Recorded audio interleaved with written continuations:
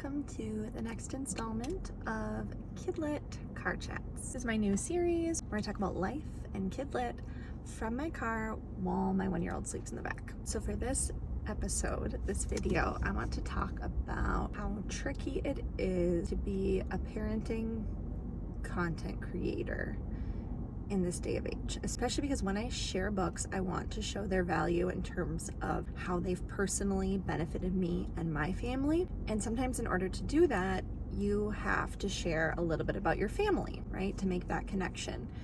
And you have to share a little bit about particular struggles that you've had in your family, things that your kids have gone through, that books have helped with. So it can be really difficult to know where to draw the line.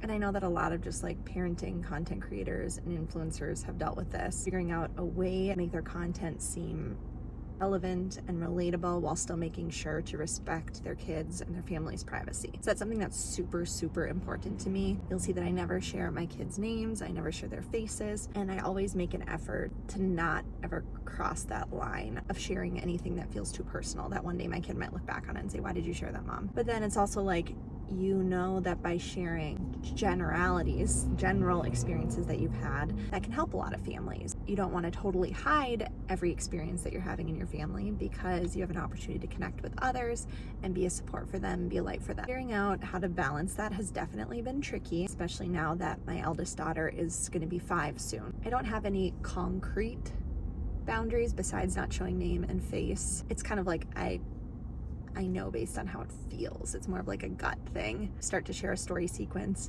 connecting a book to a particular struggle we've gone through, and like I get kind of like that tingly like spidey sense, like this isn't quite right, then I ditch it and I move to a different book or just take a different approach. I just want to make sure that I'm being very respectful of my kids and their privacy. And though they might not realize it now, they're kids and they can't consent to being featured on the internet right now. So we're not going to do that route. But I think I'm starting to get a bit of a hold on what feels good and what doesn't. I know what she just told me this morning. She really wants a job, and that she really wants her job to be what I do with books, and she wants to do it like now, like she's ready to get started.